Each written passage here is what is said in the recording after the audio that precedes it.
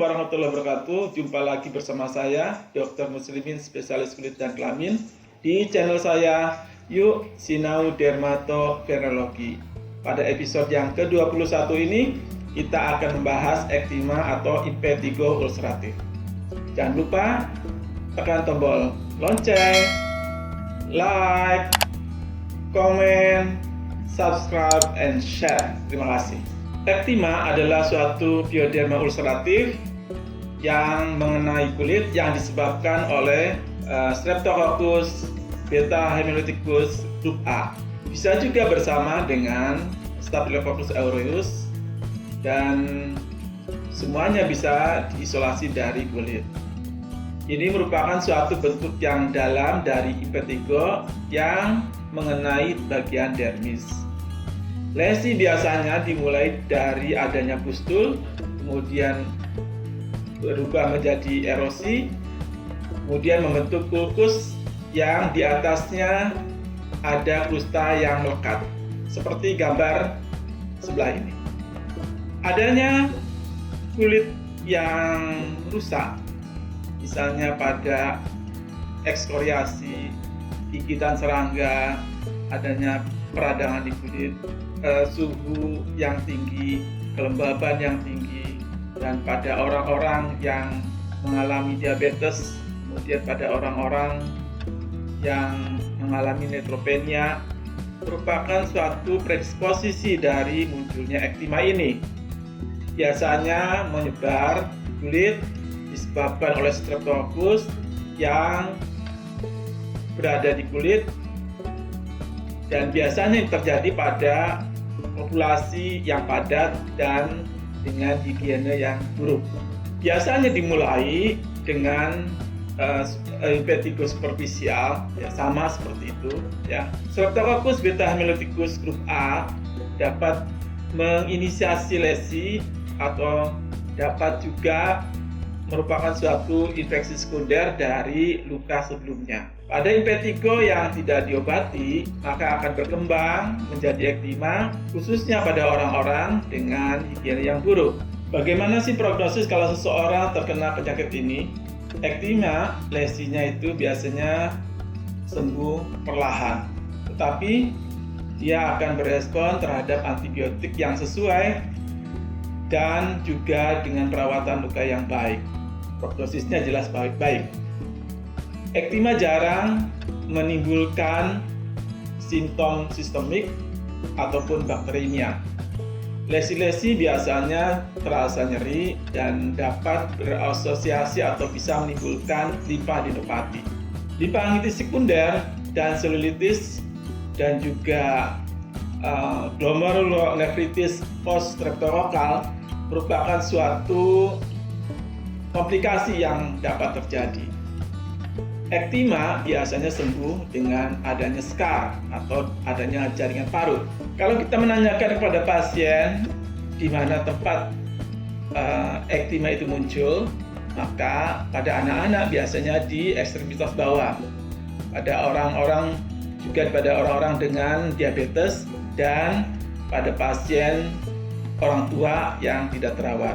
Ulkus pada daerah tropik biasanya muncul ya di pergelangan kaki dan daerah punggung kaki.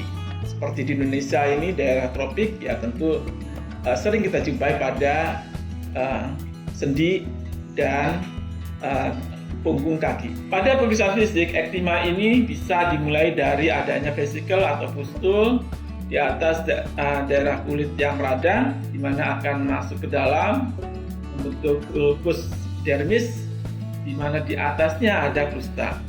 Krusta pada ektima ini berwarna kuning keabu-abuan dan lebih tebal dan lebih keras dari krusta pada impetigo. Bentuk dari ulkusnya adalah dangkal dan punch out, di mana krustanya melekat erat. Ulkus dermis yang dalam ini akan meninggi dan di pinggirnya mengalami indurasi atau pengerasan. Lesi-lesi ektima ini biasanya ukurannya tetap atau bahkan bisa membesar antara 0,5 sampai 3 cm diameternya. Ektima menyembuh perlahan dan biasanya menimbulkan skar atau parut. Bisa dijumpai adanya limfadenopati regional, bahkan dengan lesi yang hanya tunggal.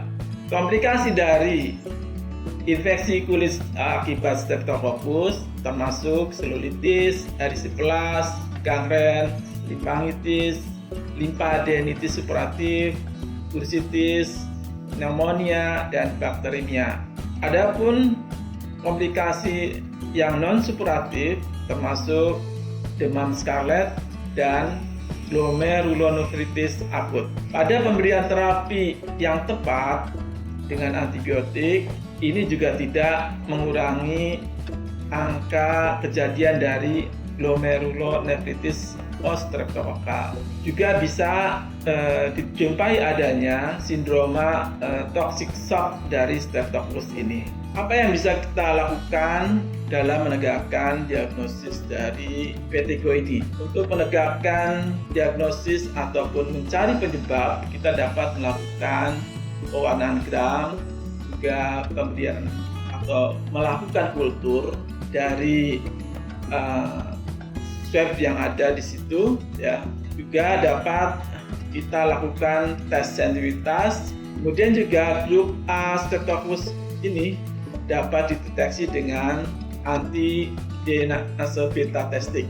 Kalau kita lihat pemeriksaan histopatologi atau pemeriksaan jaringan, maka akan ditemukan adanya nekrosis dermal dan peradangan.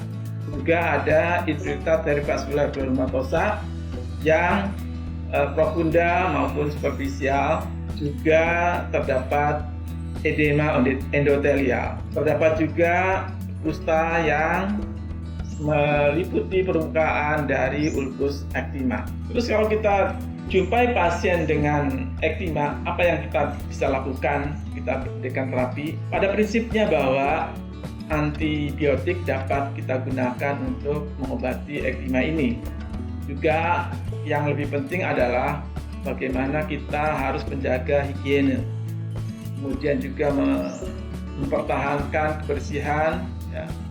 Juga kita bisa menggunakan sabun bakterisida, dan juga kita harus sering mengganti kain, handuk, baju.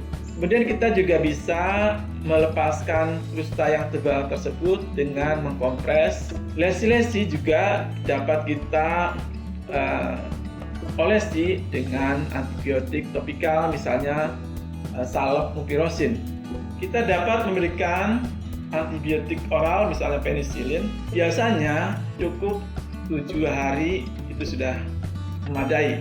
Apabila kita menjumpai adanya Staphylococcus aureus, maka dapat kita berikan dicloxacillin dan cephalexin.